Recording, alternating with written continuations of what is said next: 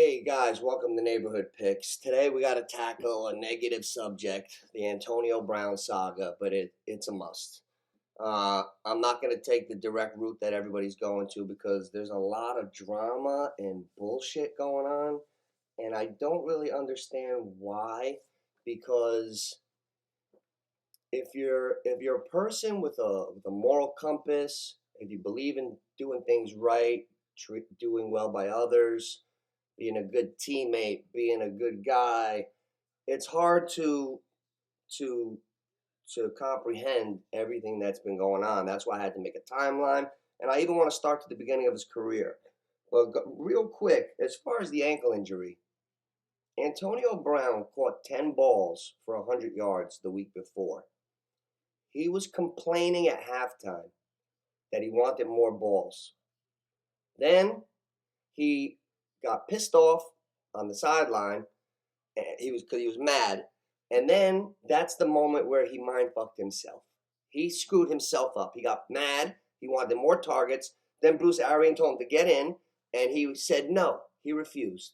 So Bruce Arians, that's the number one example I'm going to use. I'm going to use all people that I have a lot of respect for and trust. He told him, "Are you going in?" "No, I'm hurt." Now he's hurt. Okay. He told me, "I get the fuck out of here." Not comparing myself to anything, but the day before the first game I ever played in high school, I got hit on a weird freak play. My cleat stuck in the ground. I sprained my ankle terrible. The inside of my foot was purple. I couldn't walk. I was on crutches. They told me it would be a 4 to 6 week injury. I got back on the field in 7 days, and I played the next 8 weeks hobbling. I don't know how I did it. No painkillers, none of that shit.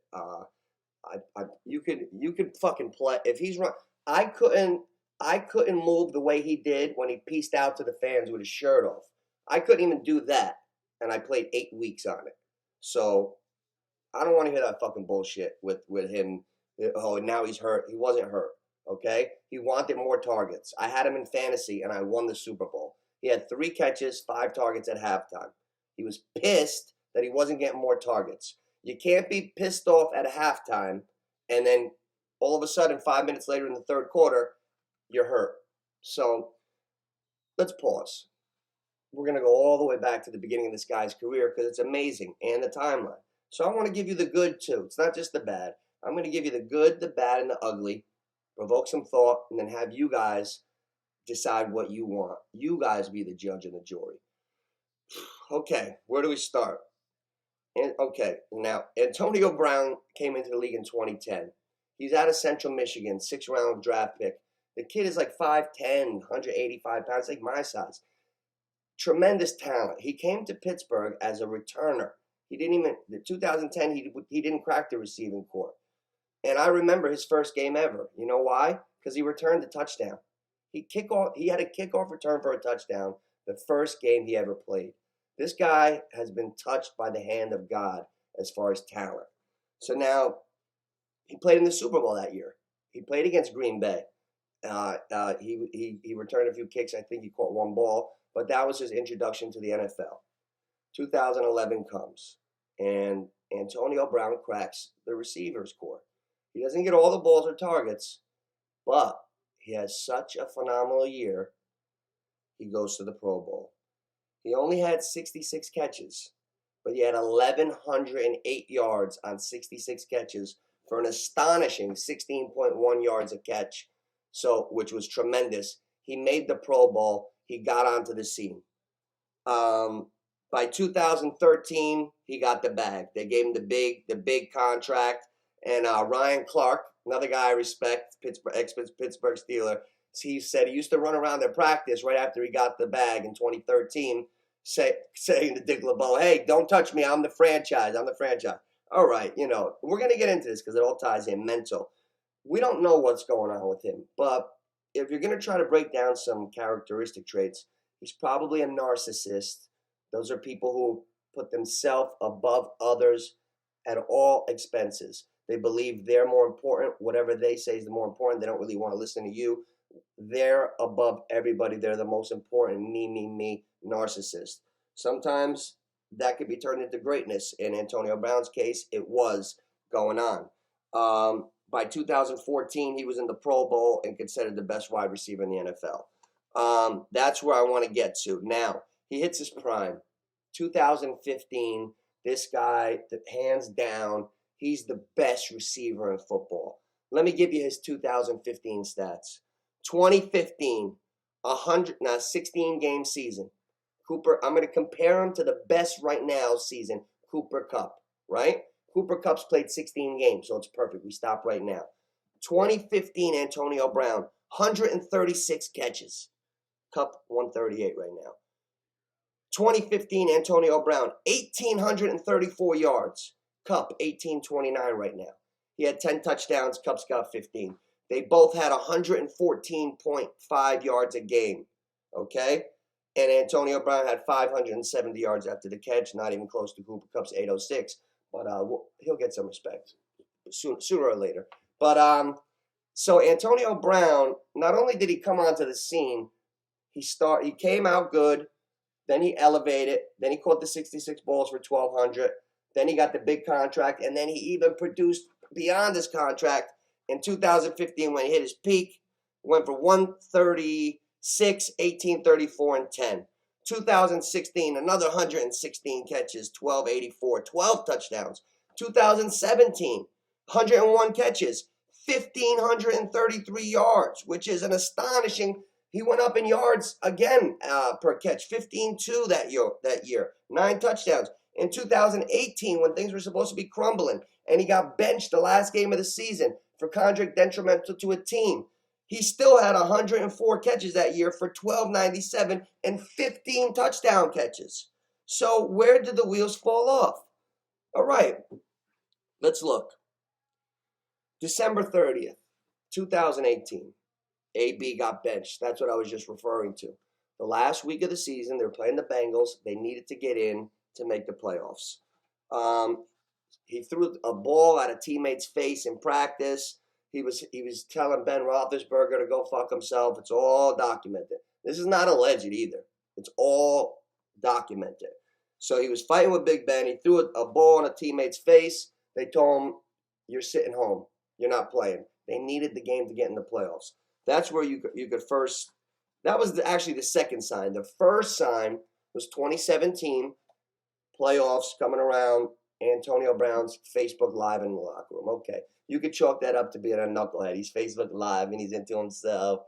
He's smiling, and Mike Tomlin's going, "And those son of a bitch of Patriots, we got to get them. Those back." He's giving Mike Tomlin saying all this in the background, and his star franchise player is Facebook Live, and he's smiling at himself like. So you know he's into himself. But that's not a crime. But he messed up there, right? Okay. So February 19, 2019, 2 weeks after. So they benched him the rest day. So when they benched him on December 30th, 2018, along with throwing the ball at the teammate's face, AB decided he wasn't practicing that week. See, this is a lot of shit. So if you have common sense as a person, you're going to get overloaded here. I just want you to make your own conclusion after I tell you everything. 2018, the week they benched him after the fight and this. I don't know how he got into a fight with the teammate because as of Wednesday, he wouldn't practice, and he said he had a knee injury and he wasn't practicing. Mike Tomlinson, they told him to sit home, and his reason was, this is Mike Tomlinson, a guy that's been coaching for 15 years, never had a losing season in Pittsburgh. I got more respect for him than any other coach in the NFL. Why did he keep him undressed? Lack of information. He wasn't talking, he wasn't communicating. Nobody knew what the hell was going on. So, okay, February 19th. 2019, here's where things start to really fall apart.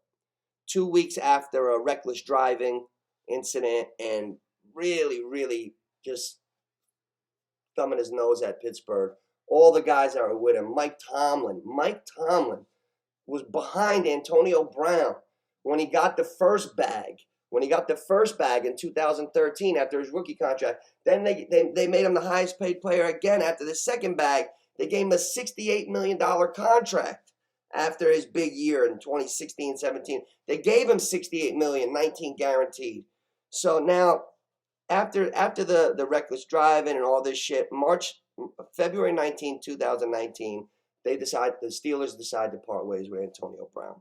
So what happens here? September 6, 2019. And the Raiders sign AB, right? So now the Raiders get AB, everybody's excited. And what happens? Now let me just get this in the right order, okay? Because I don't want to screw this up. Okay. Okay. Now he's with the Raiders. He's there. He's not even there yet. He goes in the cryotherapy machine. He burns his fucking feet off. He gives his feet frostbite to start his career with the Raiders. Now, he left Pittsburgh being a knucklehead. But okay, all right. He made a mistake. He didn't wear his little socks. He burned his fucking feet off. So that's one. Now he comes into camp. His feet get better. He won't wear the helmet. Oh, I can't wear this helmet. For 2 weeks, he wouldn't put the fucking helmet on. And they had this back and forth. They're like, all right. Everybody's probably holding their breath like, all right, man, I hope we didn't make a mistake here. All right. So he wouldn't wear the helmet. Then he finally found a helmet. Now we get to September 6, 2019. AB doesn't want to practice again. An argument ensues with the GM, Mike Madoff.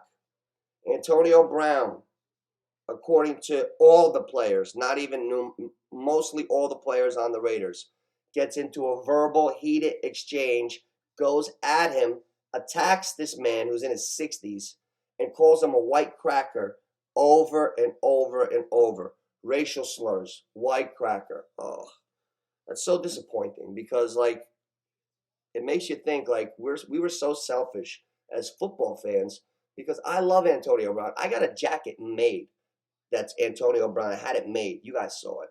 Like with the black body, the white sleeves, 84, Pittsburgh, brown on the back. That's my guy. When I heard that, I was disappointed. But even I forgot about that. What are you going to give a guy the death sentence for, maybe he was frustrated, whatever. Like, I'm not going to hang on one guy. So, and I believe, fuck it. Give him a second chance. Even though it offended me.